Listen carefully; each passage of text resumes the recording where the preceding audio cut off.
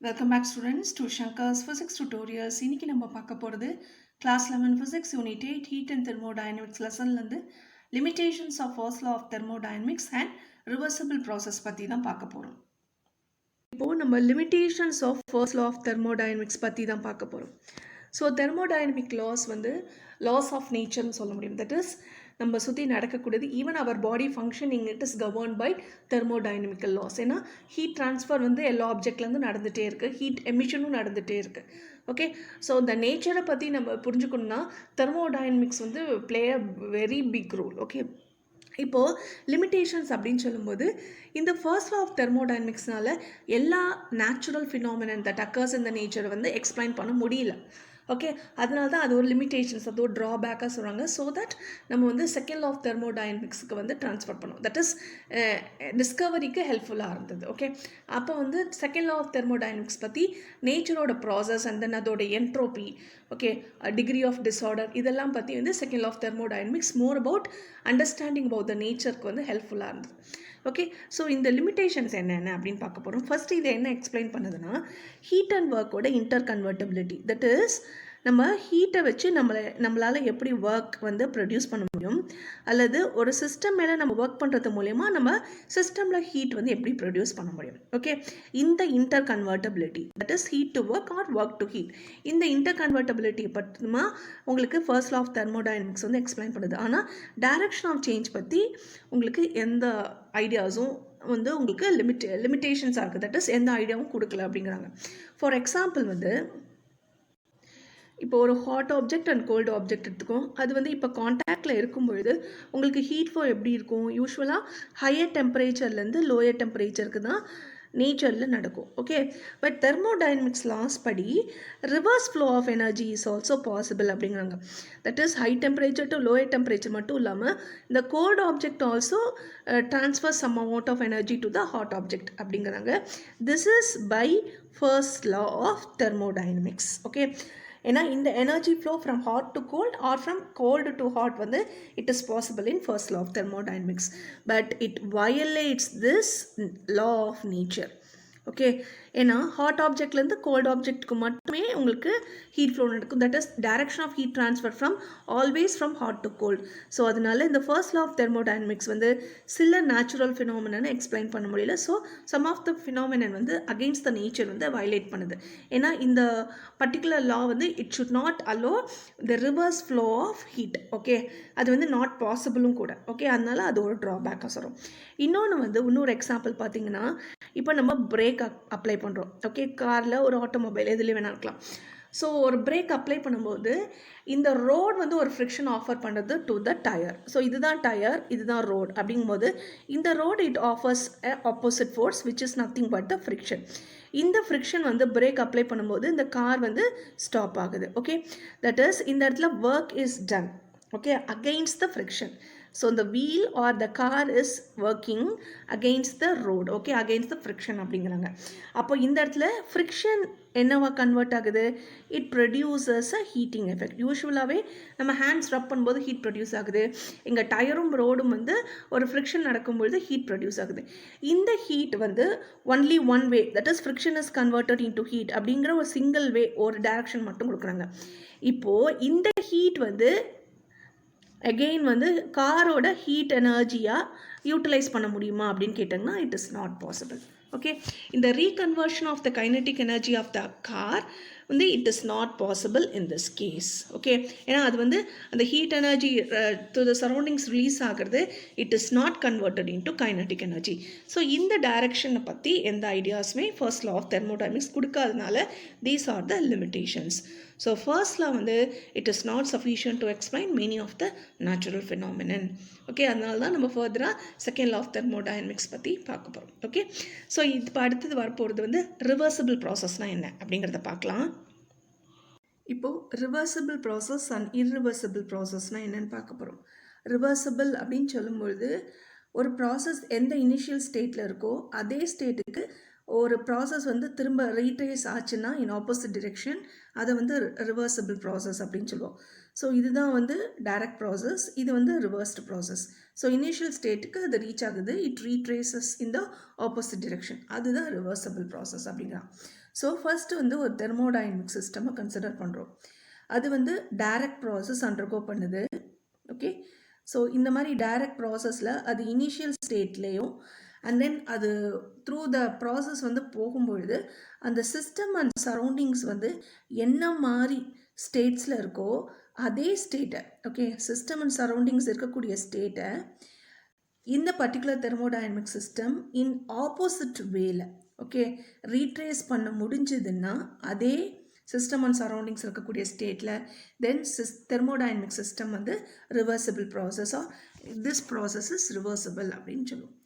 So in short thermodynamic process வந்து direct process undergo பண்ணும்போது அதோட சிஸ்டம் அண்ட் சரௌண்டிங்ஸோட ஸ்டேட்ஸ், ஓகே, அதோட ப்ரெஷர், டெம்பரேச்சர், வால்யூம் என்ன மாதிரி அது வந்து கம்ப்ரெஷனோ எக்ஸ்பான்ஷனோ என்ன மாதிரி அண்டர்கோ பண்ணுதோ அதே பர்டிகுலர் சிஸ்டமை வந்து இன் ஆப்போசிட் வேல ஒரு thermodynamic system that is retrace பண்ணிச்சுன்னா அந்த மாதிரி ப்ராசஸ் தான் வந்து ரிவர்சிபிள் ப்ராசஸ் அப்படின்னு சொல்கிறாங்க. ஸோ இப்போ examples of the reversible process, quasi static, that is quasi ஸ்டேட்டிக்னா வெரி ஸ்லோ அப்படின்னு பார்த்தோம். குவாசி ஸ்டேட்டிக்காக எக்ஸ்பான்ஷன் நடந்தாலும், ஓகே, எக்ஸ்பான்ஷன் அப்படின்னு சொல்லும்போது இந்த இடத்துல ஐசோதெர்மல் அப்படின்னு சொல்கிறாங்க. டெம்பரேச்சரை கான்ஸ்டண்ட்டாக வச்சு ஒரு சிஸ்டம் எக்ஸ்பேண்ட் ஆனாலும் சரி, அல்லது ஸ்லோ கம்ப்ரெஷன், ஓகே, வெரி ஸ்லோவாக அந்த கேஸ் கம்ப்ரெஸ் ஆனாலும் சரி, இதெல்லாம் examples of the quasi static process. இப்போது இந்த கண்டிஷன்ஸ் ஃபார் ரிவர்சிபிள் ப்ராசஸ் அதான் பார்க்க போகிறோம். So what are the conditions முன்னாடியே பார்த்தாச்சு, it should be quasi static. So இந்த பர்டிகுலர் சிஸ்டம் வந்து இட் ஷுட் அக்கர் ஆர் இந்த ப்ராசஸ் வந்து should occur at extremely slow rate, very slow ரேட்டில் தான் இது நடக்கணும், வெரி ஸ்லோவாக இந்த ப்ராசஸ் நடக்கணும். அண்ட் தென் சிஸ்டம் வந்து தெர்மோடைனமிக் ஈக்குலிபிரியத்தில் இருக்கணும் அப்படிங்கிறாங்க. ஸோ தெர்மோடைனமிக் ஈக்குலிபிரியம் அப்படின்னு சொல்லும்போது என்னென்ன, சிஸ்டமும் சரௌண்டிங்ஸும் chemical, okay, mechanical as well as thermal equilibrium with the system and surroundings இருக்கும்போது மட்டுமே இந்த ரிவர்சிபிள் ப்ராசஸ் நடக்கும் அப்படிங்கிறாங்க. அண்ட் தென் நோ டிசிபேட்டிவ் ப்ராசஸ் இருக்கக்கூடாது. அதாவது சப்போஸ் ஒரு கம்ப்ரெஷன் நடந்தாலும் எக்ஸ்பான்ஷன் நடந்தாலும் இந்த பர்டிகுலர் சிலிண்டர் இருக்கு இல்லையா, இந்த பிஸ்டன் அண்ட் சிலிண்டர் அரேஞ்ச்மெண்ட்டில் இந்த ப்ராசஸ் நடக்கும்போது இந்த பிஸ்டனோட இந்த கண்டக்டிங் வால்ஸ் டச் பண்ணும்போது ஒரு ஃப்ரிக்ஷன் உண்டாகலாம்.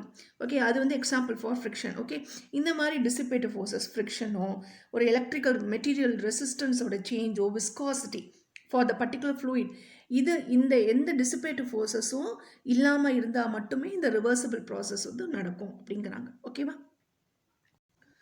ஸோ இன் ஷார்ட் என்ன சொல்கிறாங்கன்னா, எல்லா ரிவர்சிபிள் ப்ராசஸுமே குவாசி ஸ்டேட்டிக்காக நடக்குது அப்படின்னு சொல்கிறாங்க.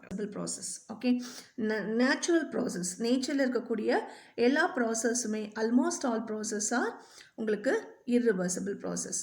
அப்போ இர்ரிவர்சிபிள் ப்ராசஸை வந்து நம்மளால் ஒரு பிவி டயக்ராமில் பிளாட் பண்ண முடியுமா அப்படின்னு கேட்டிங்கன்னா இட் இஸ் நாட் பாசிபிள். ஏன்னா ஒவ்வொரு பர்டிகுலர் ஸ்டேட்ஸ் போகும்பொழுதும் அதோட ப்ரெஷர், டெம்பரேச்சர், வால்யூம் இந்த மாதிரி வேரியபிள்ஸ் எல்லாமே யூனிக்காக இருக்கும் ஒவ்வொரு ஸ்டேட்டுக்கும். So we can not plot the PV diagram. ஓகேவா? இப்போ இந்த இர்ரிவர்சிபிள் ப்ராசஸ் வந்து with respect to first law of thermodynamics நம்ம எப்படி எக்ஸ்பிளைன் பண்ண போகிறோம், வாட் ஆர் த லிமிட்டேஷன்ஸ் நம்ம முன்னாடியே பார்த்தோம். ஓகே, அதையும் நம்ம பார்க்க போகிறோம். So according to first law of thermodynamics நம்ம முன்னாடியே பார்த்தோம், ஹாட் ஆப்ஜெக்ட்லேருந்து கோல்ட் ஆப்ஜெக்ட்டுக்கு வந்து ஜென்ரலாக வந்து உங்களுக்கு ஹீட் எனர்ஜி ட்ரான்ஸ்ஃபர் இருக்கும். But according to first law of thermodynamics cold ஆப்ஜெக்ட்லேருந்து ஹாட் ஆப்ஜெக்ட்டுக்கு ஹீட் எனர்ஜி ட்ரான்ஸ்ஃபர் நடக்கலாம், அதை அலோவ் பண்ணும் அப்படிங்கிறாங்க. ஸோ இப்படியே கோல்ட் ஆப்ஜெக்ட்லேருந்து ஹாட் ஆப்ஜெக்ட்டுக்கு வந்து இன் ரிவர்ஸ் வே வந்து ஹீட் எனர்ஜி ஃப்ளோ ஆனாலும் it is not going to violate the first law of thermodynamics. So either way வந்து இட் கேன் எக்ஸ்சேஞ்ச். பட் நேச்சுரலாக பட் இன் நேச்சர் பார்த்தீங்கன்னா ஒன்லி திஸ் ப்ராசஸ், அதாவது hot object தான் cold ஆப்ஜெக்ட்டுக்கு வந்து heat எனர்ஜியை கொடுக்கும் ஆர் ஹீட் எனர்ஜி ட்ரான்ஸ்ஃபர் நடக்கும் அப்படிங்கிறாங்க. ஸோ இந்த ஹாட் ஆப்ஜெக்ட் வந்து ஒரு 5 ஜூல்ஸ் ஆஃப் எனர்ஜியை வந்து கோல்ட் ஆப்ஜெக்ட்டுக்கு கொடுக்க முடியும். இன் ரிவர்ஸ் வே வந்து it is allowed in the case of thermodynamics first law, but nature படி this is not possible. So in the first law of thermodynamics வந்து சிஸ்டத்தோட irreversibility, that is சிஸ்டம் வந்து reverse பண்ண முடியலையே, அதான் இர்ரிவர்சிபிலிட்டியை பற்றி எந்த ஐடியாஸும் இந்த ஃபர்ஸ்ட் லா ஆஃப் தெர்மோடைனமிக்ஸ் கொடுக்கல. அதனால தான் வந்து ஃபர்ஸ்ட் லா ஆஃப் தெர்மோடைனமிக்ஸை ஓவர் கம் பண்ணுற மாதிரி, நேச்சுரல் ப்ராசஸ் எக்ஸ்பிளைன் பண்ணுற மாதிரி செகண்ட் லா ஆஃப் தெர்மோடைனமிக்ஸ் வந்து ஃப்ரேம் பண்ணாங்க. ஸோ இந்த செகண்ட் லா ஆஃப் தெர்மோடைனமிக்ஸ் படி எப்போதுமே ஹாட் ஆப்ஜெக்ட்லேருந்து கோல்டர் ஆப்ஜெக்ட்டுக்கு தான் ஹீட் எனர்ஜி ட்ரான்ஸ்ஃபர் நடக்கும். ஸோ இந்த மாதிரி நடக்கக்கூடிய ப்ராசஸ் தான் வந்து Clausius form of second law of thermodynamics அப்படிங்கிறாங்க. Okay, so according to Clausius form of second law of thermodynamics வந்து ஹீட் எப்போதுமே எப்படி ஃப்ளோ ஆகும்னா from hotter object to colder object தான் ஃப்ளோ ஆகும் spontaneously. Okay, so this is colder object spontaneously. Okay, so second law of thermodynamics அப்படின்னு சொல்லும்போது it is going to explain the nature, okay, around us. Okay, it is going to explain the natural process. It is going to explain about irreversibility. Idella the second law of thermodynamics. So to overcome the limitations of the first law of thermodynamics, second law of thermodynamics வந்து scientists வந்து frame பண்ணாங்க. Okay, இப்போ few examples of irreversible process. எல்லா natural ப்ராசஸ்மே irreversible. So first one example பார்த்து, so first example வந்து ஒரு glass bottle இருக்குது. ஃபர்ஸ்ட் இனிஷியலாக க்ளோஸ்டாக இருக்குது. அதுக்கப்புறம் நம்ம ஓப்பன் பண்ணும்போது இந்த இடத்துல இருக்கக்கூடிய கேஸ் மாலிக்யூல்ஸ் வந்து சரௌண்டிங்ஸ்க்கு ஸ்ப்ரெட் ஆகுது. ஸோ இது வந்து ஒன்லி ஒன் டைரக்ஷனில் மட்டுமே அலவுட். இன் ரிவர்ஸ் வே வந்து இட் இஸ் பாசிபிள். சரௌண்டிங்ஸ்லேருந்து திரும்ப அந்த கிளாஸ் பாட்டிலில் நம்மளால் திரும்ப அந்த கேஸ் மாலிக்யூல்ஸை ஃபில்அப் பண்ண முடியுமானா this is not possible. So this is possible. So in one direction, ஏன்னா இந்த நேச்சுரல் ப்ராசஸ் எல்லாமே இரிவர்சிபிளாக இருக்கிறதுனால ஒன்ஸ் கேஸ் பாட்டிலில் இருக்கக்கூடிய கேஸ் மாலிக்யூல்ஸ் வந்து கிளாஸ் பாட்டிலில் இருக்கக்கூடிய கேஸ் மாலிக்யூல்ஸ் சரௌண்டிங்ஸ் போனதுக்கப்புறம் we cannot retrieve it back. அதே மாதிரி ஒரு வாட்டர் எடுத்துக்கிறோம். இதில் வந்து ஒரு ஃபியூ ட்ராப் ஆஃப் இங்க் நம்ம ஆட் பண்ணுறோம். ஓகே, ஸோ நம்ம few drop of ink add பண்ணும்போது என்னாகும், ஸ்லோவாக, வெரி ஸ்லோவாக இந்த ப்ளூ கலர் வந்து it is going to spread throughout the water. So it is very slow process. இது வந்து only one direction is alone. திரும்ப நம்மளால் இங்க் வந்து ரெட்ரீவ் பண்ணி எடுக்க முடியுமானா which is not possible. So in reverse way it is not possible. Okay, third example வந்து ஒரு சர்டன் ஹைட்லேருந்து ஒரு ஆப்ஜெக்ட் வந்து ஃபால் ஆகுது. இனிஷியலாக அதுக்கு பொட்டன்ஷியல் எனர்ஜி இருக்குது, கீழே விழும்போது kinetic energy. Okay, that is இந்த ஆப்ஜெக்டில் இருக்கக்கூடிய ஒவ்வொரு மாலிக்யூல்ஸுமே மோஷனில் இருக்கும். ஸோ அகெயின் வந்து when it touches the ground வந்து ஒரு சவுண்ட் எனர்ஜி வந்து ரிலீஸ் ஆகுது.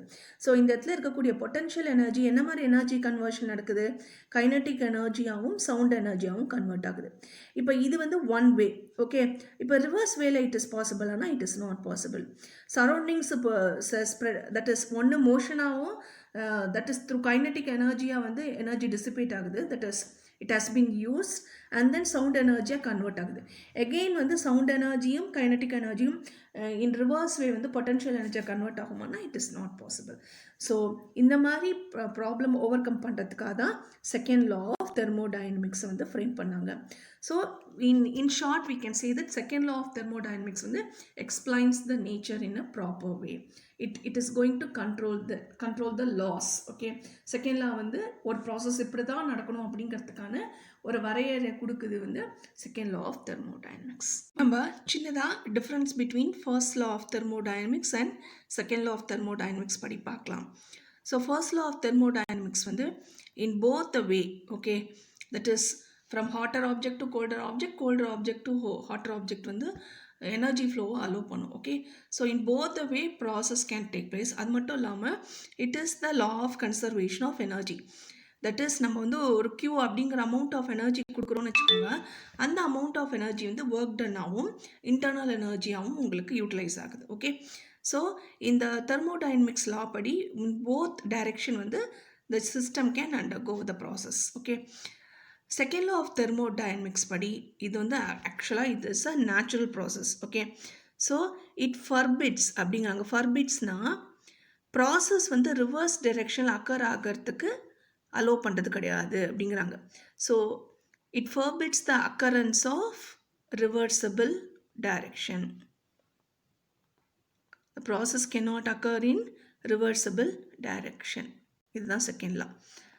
okay, and then it explains the natural process வந்து and also it controls the natural process, controls the process. So second law of thermodynamics வந்து reverse direction, okay, allow பண்ணுறது கிடையாது.